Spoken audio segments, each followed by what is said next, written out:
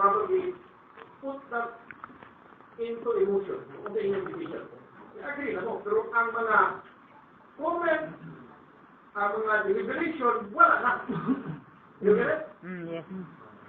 Especially when you talk about sensitive matters. You know what's important there is, there should be more open discussion to guide everybody in coming up with a more prudent decision. You get it? Kana, helpful kayo na siya. Activity session. Nakapractice mo na siya po. Okay, instance when you see that. What was the instance of circumstance? What was the issue all about? Stop. Stop. Diba? Okay. Discuss about stop. Anybody else who experienced that one? Experience session? Experience of what?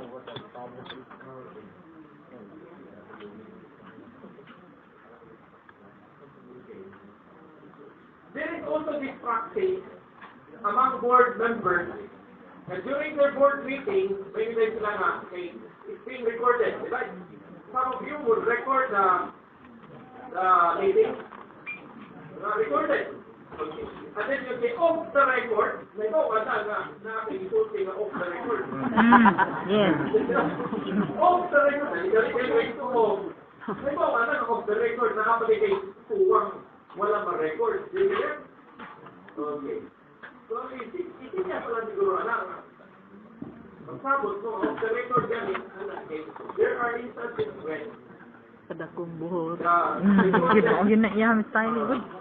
Buhos of the record ni siya kahit Mr. Chairman. The record, Mr.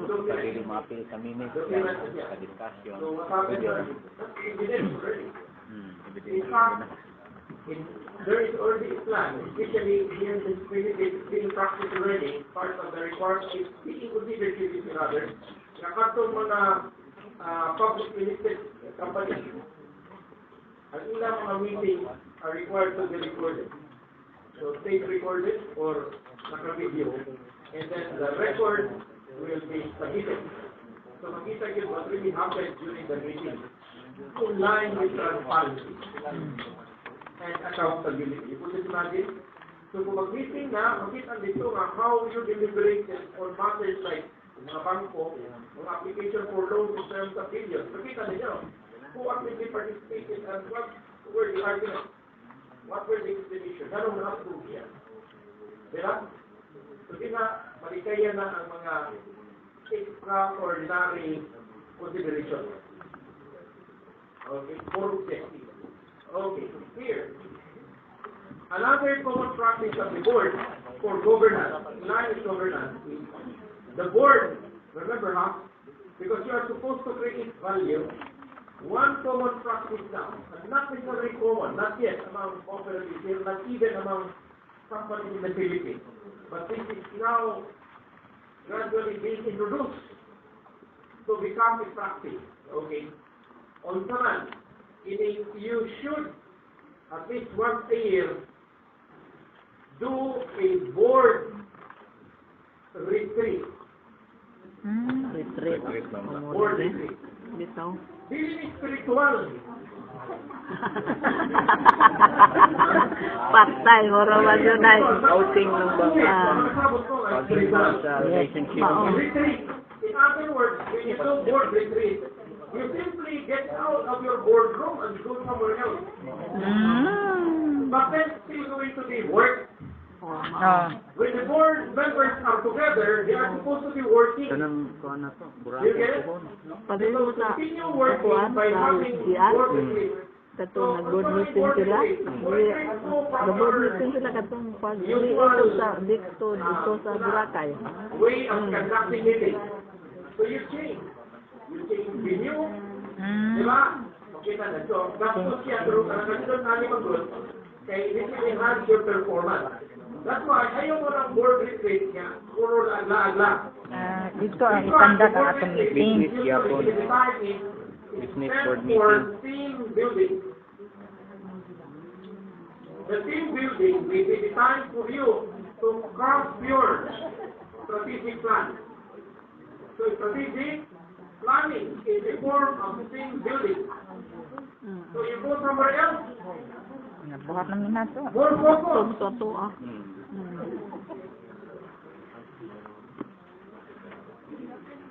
Ganun siya, magplano. Pero ayaw mo pag team building or planning, yan mo sa mga resort, not conducive.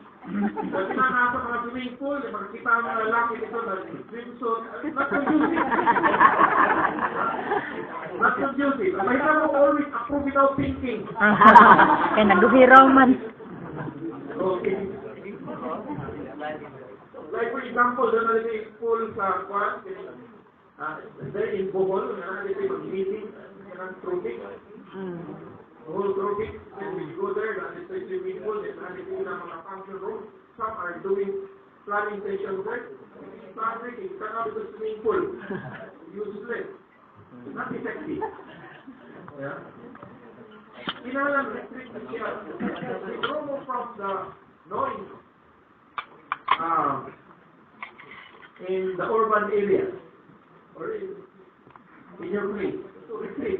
Then you do soul searching or deepening activity.